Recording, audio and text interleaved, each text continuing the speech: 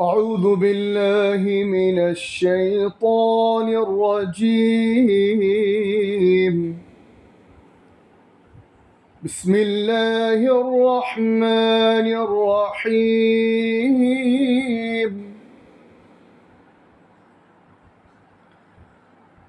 فذكر إن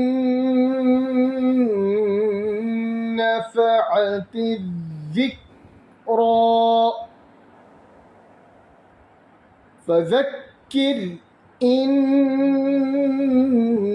نفعت الذكرى.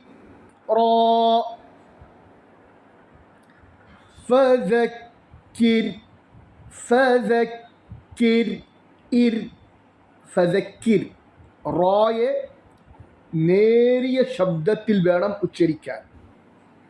ഫദക്കിർ. ഇൻ രണ്ട് നൂൻ അവിടെ വരുന്നുണ്ട്. ഇൻ സുക്കൂനുള്ള നൂൻ, ശേഷം വേറൊരു നൂൻ. ഈ രണ്ട് നൂനിനെയും ഒരുമിച്ച് കൂട്ടിച്ചേർത്ത് ഒരൊറ്റ നൂനായി ഉച്ചരിക്കണം. ഇൻ നഫഅതി الذكرى. കാഫ് സുക്കൂൻ. വിക്ക് എന്നൊരു ഉച്ചാരണം വരരുത്.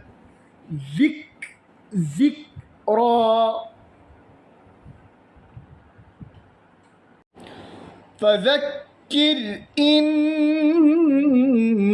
نفعت الذكرى.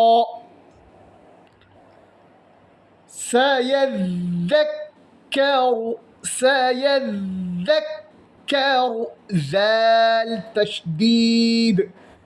ذالിന് ശബ്ദമുണ്ട്, കാഫിന് ശബ്ദമുണ്ട്.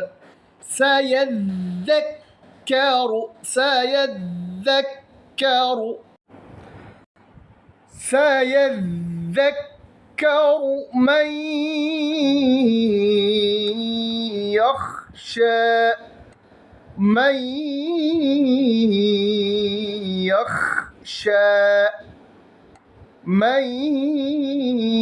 സുക്കൂനുള്ള നൂനിന് ശേഷം യാ വന്നു. അപ്പോൾ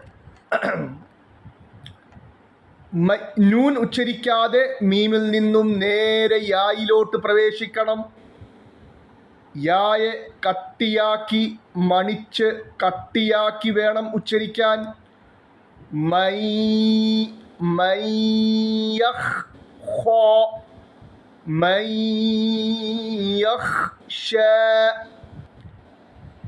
سيذكر من يخشى. سيذكر من يخشى ويتجنبها الأشقى.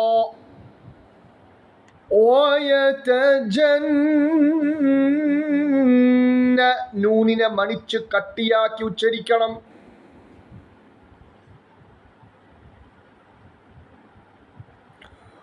ويتجنبها الأشقى.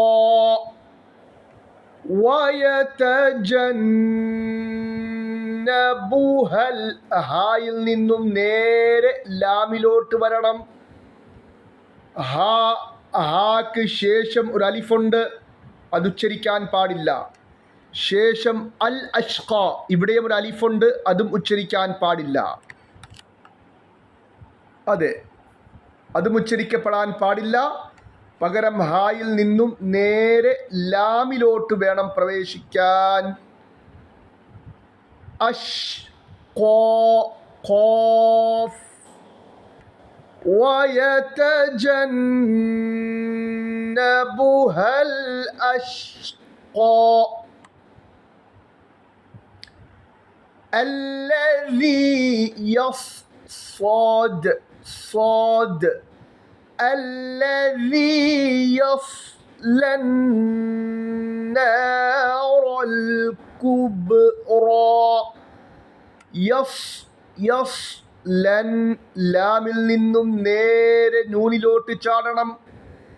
ലാമിന് ശേഷം ഒരു യായുണ്ട്, അത് ഉച്ചരിക്കാൻ പാടില്ല. ശേഷം ഒരു അലിഫുണ്ട്, അത് ഉച്ചരിക്കാൻ പാടില്ല. ശേഷം ഒരു ലാമുണ്ട്, അത് ഉച്ചരിക്കാനും പാടില്ല. ലാമിൽ നിന്നും നേരെ നൂനിലോട്ട് നൂനിനെ കട്ടിയാക്കി മണിച്ച് വേണം ഉച്ചരിക്കാൻ. ഇവിടെയും ഇപ്രകാരമാണ്. റായിൻ്റെയും സുക്കൂനുള്ള ലാമിൻ്റെയും ഇടയിൽ ഒരു അലിഫ് വരുന്നുണ്ട്. ആ അലിഫ് ഉച്ചരിക്കാൻ പാടില്ല.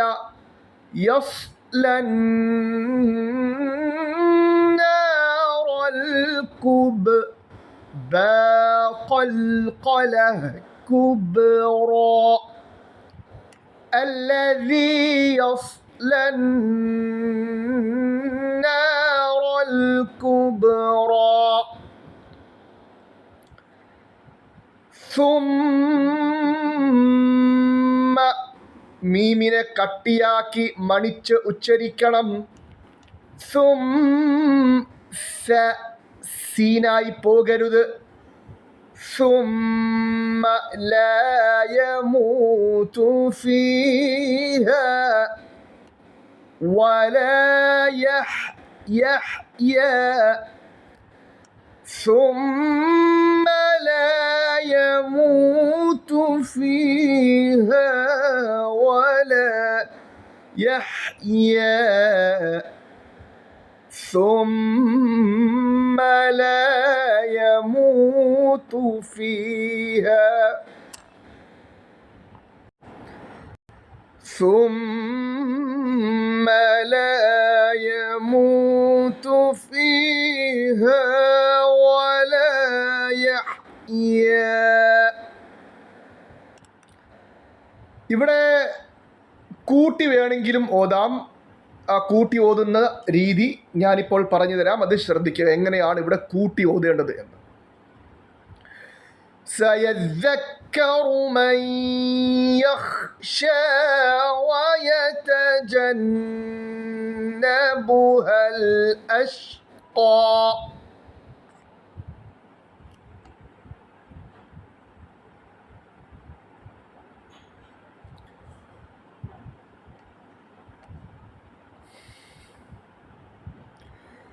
سيذكر من يخشى ويتجنبها الأشقى الذي കൂട്ടി ഓതുകയാണെങ്കിൽ ഖാഫിൽ നിന്നും നേരെ ലാമിലോട്ട് വരണം. ഈ അലിഫ് ഉച്ചരിക്കാൻ പാടില്ല. ويتجنبها الأشقى الذي يصلى النار الكبرى سيذكر من يخشى ويتجنبها الأشقى الذي يصلى النار الكبرى. ഇപ്രകാരമാണ് കൂട്ടി ഓതേണ്ടത്. ഇനി പാഠം ശ്രദ്ധിക്കുക.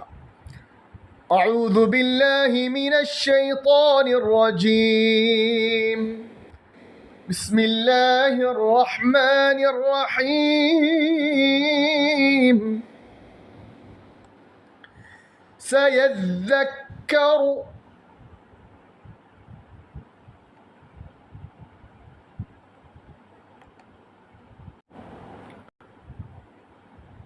ഒൻപതാമത്തെ ആയത്ത് മുതലാണ്. ഒൻപതാമത്തെ ആയത്ത് മുതൽ 13-ാമത്തെ ആയത്ത് വരെ. أعوذ بالله من الشيطان الرجيم. എൻ്റെ കൂട്ടത്തിൽ പാരായണം ചെയ്യുക.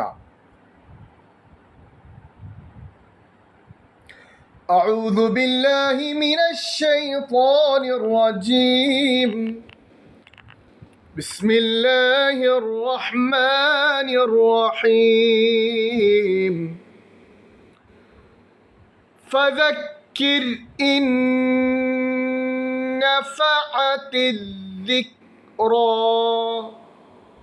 ഇവിടെ ശ്രദ്ധിക്കേണ്ട ഒരു കാര്യം, ഇന്നഫഅതി ഐനാണ്. ആ ഐൻ പ്രത്യേകമായി ശ്രദ്ധിക്കണം, ഇല്ലെങ്കിൽ ഫഅതി ഹംസയായിട്ട് ഉച്ചരിക്കപ്പെടാനുള്ള സാധ്യതയുണ്ട്. അപ്പോൾ ഇത് പ്രത്യേകം ശ്രദ്ധിക്കണം. ഐൻ തന്നെ ഉച്ചരിക്കപ്പെടണം. ഫദക്കിർ ഇൻ നഫഅതി الذِّكْرَى سيذكر من يخشى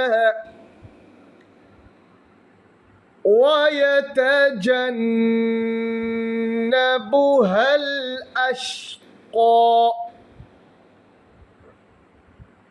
الذي يصلى النار الكبرى ثم لا يموت فيها ولا يحيا. صدق الله العظيم.